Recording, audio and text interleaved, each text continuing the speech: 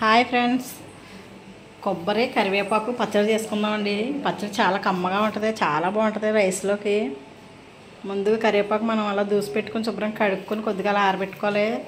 ఫ్రెష్గా ఉన్నప్పుడు చేసుకోవాలండి, భలే బాగుంటుంది స్మెల్ ఇదిని. తర్వాత కొద్దిగా పల్లీలు, మినపప్పు, శనగపప్పు, కొద్దిగా మెంతులు, జీలకర్ర వేసాను. కొద్దిగా ఎల్లుల్లిపాయలు కూడా వేసుకోవాలి. తర్వాత ఎండుమిరపకాయలు మనకి కారానికి సరిపడిన ఎండుమిరపకాయలు వేసుకోవాలి.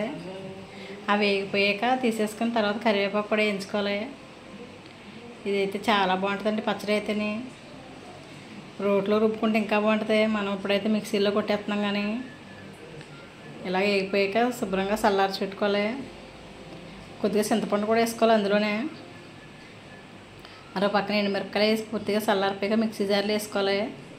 కొద్దిగా సాల్ట్ వేసుకుని ముందు ఇట్లా ఇలాగా మిక్సీలో కొట్టుకున్నాక తర్వాత కరివేపాకు కూడా వేసుకోవాలి. కరివేపాకు వేసుకున్నాక కొబ్బరి తురుము పెట్టుకుని కొబ్బరి కూడా వేసుకోవాలండి. వేసుకుని కాచి చల్లార్చిన వాటర్ పోసాను నేను, ఎందుకంటే మనం మామూలు నీళ్ళు వేస్తే నిల్వ ఉండదు. అలా రుబ్బేసుకోవడమే, కచ్చమచ్చ రుబ్బుకుంటే చాలా బాగుంటుంది. అందులోనే మేము ఉన్నక్కడ వర్షం పడుతుందండి. ఇప్పుడు మా మాయ కారం కారంగా అన్న చేయమన్నాడు, అందుకని నేను పచ్చడి రుబ్బాను. తర్వాత ఇలా పోపు వేసుకోవడమే మనం. కొద్దిగా మా లక్కీ వాళ్ళని కొంచెం సపోర్ట్ చేయండి. ఇలా వేడి అన్నంలో వేసుకుని తింటే చాలా అంటే చాలా బాగుంటుందండి. ఇందులో నేను ఇంగువ కూడా వేసాను, ఇంగువ వేస్తే స్మెల్ చాలా బాగుంటుంది. కొద్దిగా నెయ్యి వేసుకుని తింటే సూపర్ అంటే సూపర్ ఉంటుంది. టేస్ట్ అయితే చాలా బాగుందండి, మీరు కూడా ట్రై చేయండి.